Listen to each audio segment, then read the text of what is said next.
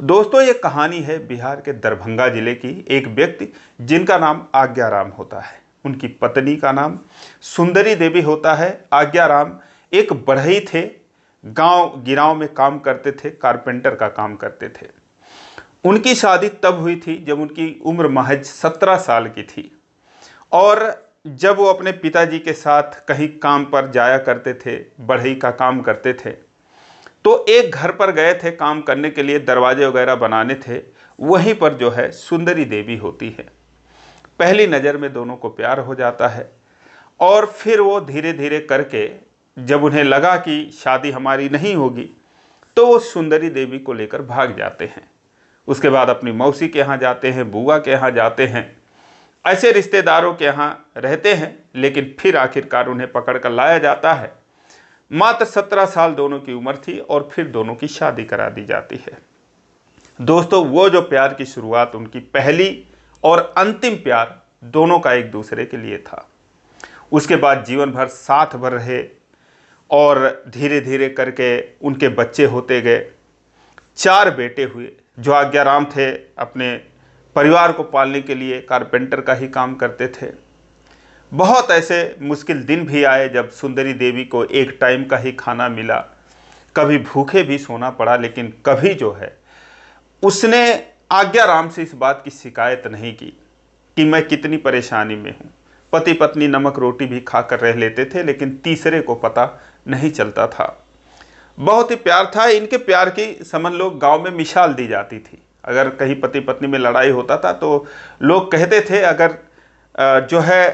अगर कुछ सीखना है तो आज्ञाराम से सीखो, उसकी पत्नी से सीखो। इस तरीके से वो मोहब्बत की मिसाल हो गए थे एक हिसाब से।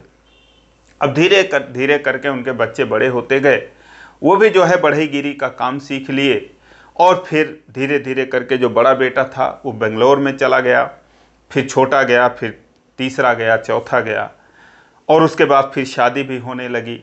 धीरे धीरे करके चारों बच्चों की शादी भी हो गई। सारे बच्चे जो है फिर अपनी अपनी पत्नी के साथ बेंगलोर में ही रहने लगे। बेंगलोर में उनका अच्छा काम चलने लगा। कोई ठेका चलाता था, कोई कुछ करता था। ऐसे करके सबका गुजारा अच्छे से होने लगा।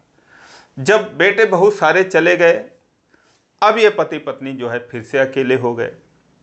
इनकी उम्र जो है अब करीब 55 साल की हो गई। उधर बच्चों के नाती पोते हो गए और इधर इनमें जो है वही अटूट प्रेम, वैसे ही अपना बनाना खाना। और जो आज्ञाराम थे अभी भी गांव में काम कर लिया करते थे, जिससे इनका गुजारा हो जाता था। हालांकि जो बच्चे थे वो लायक थे, घर पर आते रहते थे बराबर और पिता को पैसे देते रहते थे, उनके खाते में भेजते रहते थे।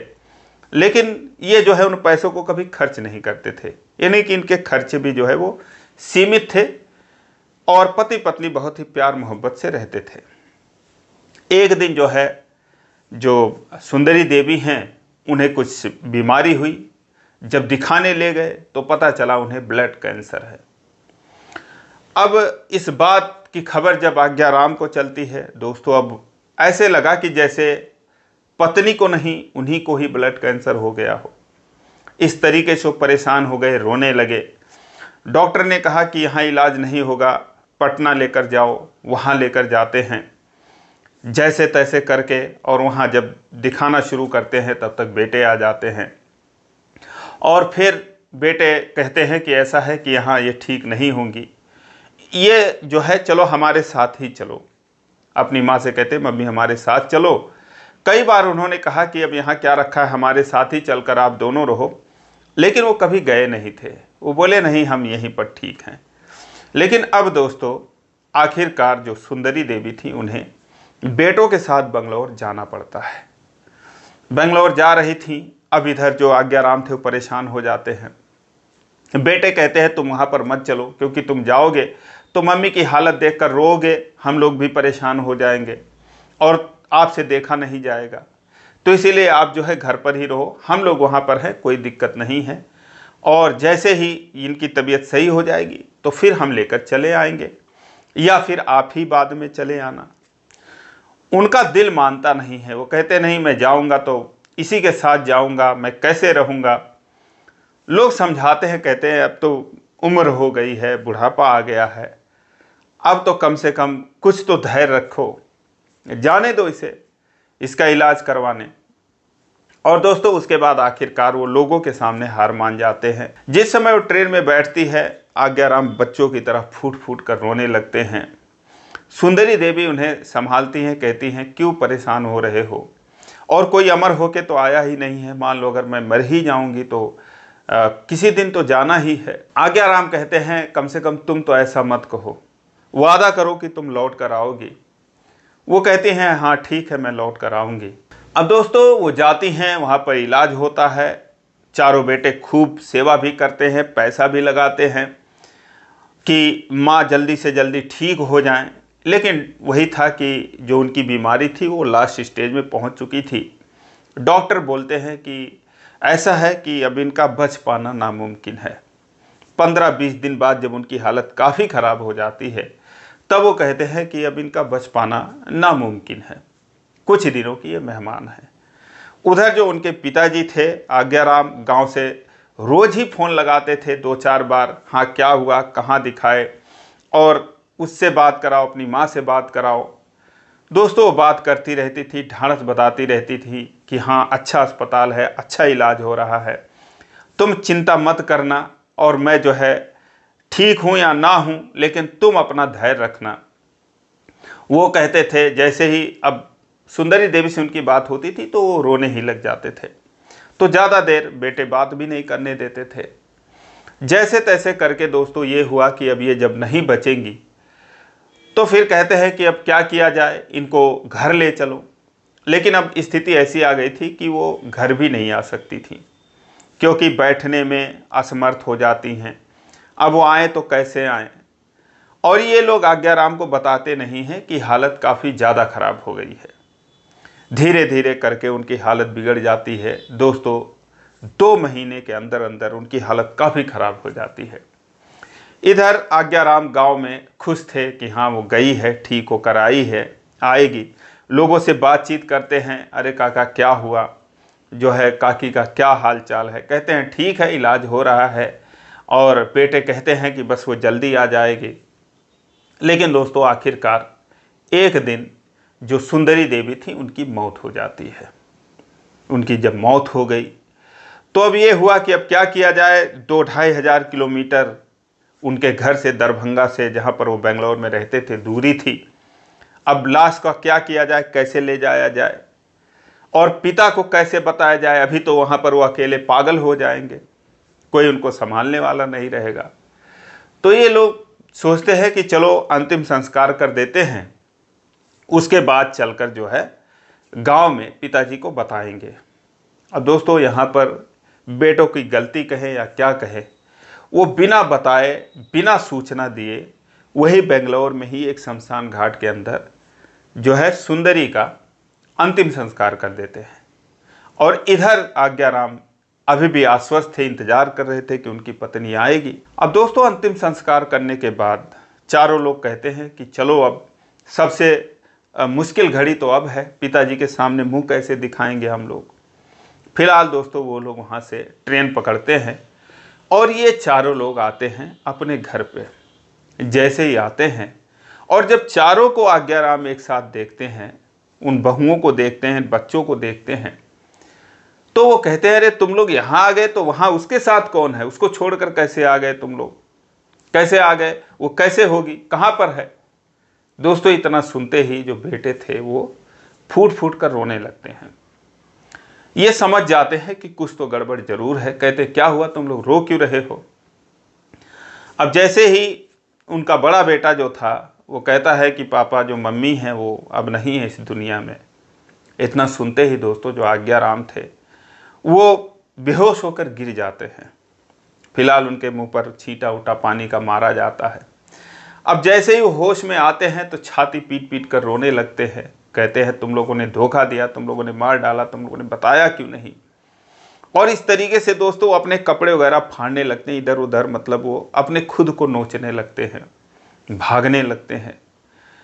अब सारे लोग परेशान हो जाते हैं। गांव वाले भी जुटे थे, बेटे के आने से पहले ही जुट चुके थे। बेटों ने बताया था कि कुछ लोग वहाँ पर जुट जाना ताकि जो है पिता को समझाया जा सके, लेकिन दोस्तों वो समझने को तैयार नहीं थे। इधर उधर बस जो है सुंदरी सुंदरी कहकर रोने लगते हैं। घर में जो भी सामान पड़े थे, जो भी निशानियाँ पड़ी थीं, वो सब अपने सीने से लगाकर रोने लगते, बार बार बेहोश भी हो जाते थे। फिलहाल दोस्तों किसी तरीके से सिचुएशन को लोग संभालते हैं और जो आज्ञाराम थे वो शून्य पड़ जाते हैं। उसके बाद ना रोना, ना हंसना, ना बोलना, बस एकदम से जैसे गूंगे बहरे हो गए हों। बस एक ही ख्याल कि वो कैसे मुझे छोड़कर चली गई। वो कहते हैं कि मुझे वहाँ पर जाना है जहाँ पर तुम लोगों ने उसका अंतिम संस्कार किया है। वो कहते हैं वहाँ पर जाकर क्या करोगे? अस्थियाँ हम ले आए हैं। कहते हैं नहीं, मुझे वहाँ पर जाना है। अब दोस्तों गांव वाले समझाते हैं, कहते हैं वहाँ जाकर क्या करोगे, उससे तो जाना था ही। अब जो अस्थियाँ हैं इसका ले चल के कहीं पर विसर्जन करो, उसको मुक्ति मिले, उसका क्रियाकर्म करो। वो कहते हैं कि ठीक है। उसके बाद अब दोस्तों उनका क्रियाक्रम जो है वो पड़ जाता है, 13वीं जिसे कहते हैं। और उससे पहले उनका एक बड़ा सा फोटो वो लोग बनवा लेते हैं सुंदरी देवी का। अब वो उसी फोटो के सामने सारा दिन बैठे रहते थे। फिलहाल क्रियाक्रम से पहले ही जो अस्थियां थी उनका विसर्जन करना था। तो ये हुआ कि गया लेकर जाना है, उधर फाल्गु कोई नदी है, तो गया में ले जाकर अस्थियों का विसर्जन करेंगे।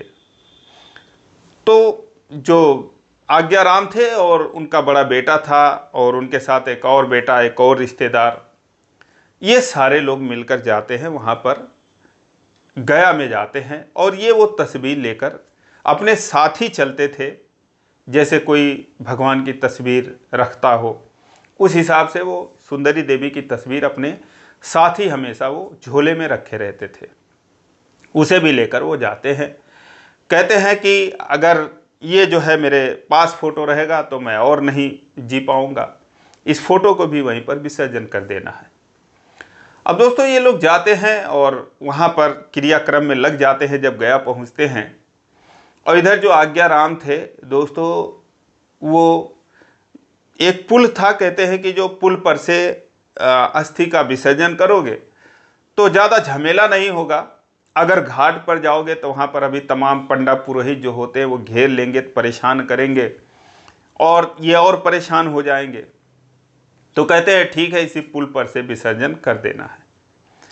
अब दोस्तों पुल के पास ये लोग गए, रेलिंग लगी थी और जैसे इनको देते हैं कि इसको जो है नदी में प्रवाहित कर दो, वैसे ही दोस्तों वो उस लोटे के साथ और खुद भी जो है आज्ञाराम नदी में कूद जाते हैं।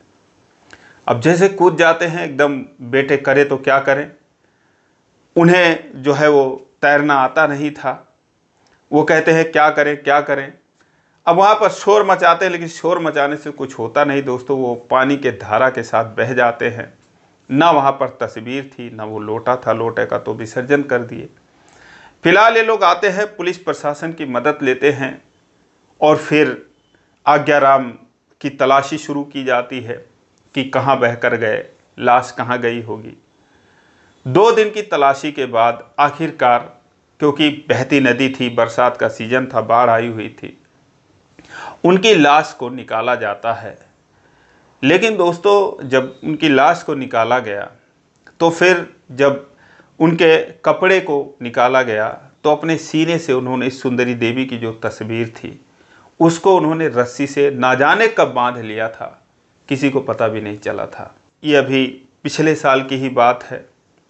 उसके बाद ये इलाके में चर्चा का विषय बन जाता है। अब दोस्तों उनकी जो है उनके खेत में लाकर समाधि बना दी जाती है। उनका दाह संस्कार आखिरकार गांव में ही लाकर किया जाता है। और आज भी दोस्तों वो एक अमर प्रेम कहानी की जो मिसाल है वो लोग वहाँ पर सुनाते रहते हैं। दोस्तों फिलहाल ये रही दुखद कहानी। आपकी इस पर क्या राय है कमेंट में ज़रूर बताएं और इसी प्रकार की कहानी के लिए इस चैनल को सब्सक्राइब करें। वीडियो को लाइक नहीं किया अभी तक तो लाइक कर दीजिए। फिर मिलेंगे अगले वीडियो में, तब तक के लिए जय हिंद।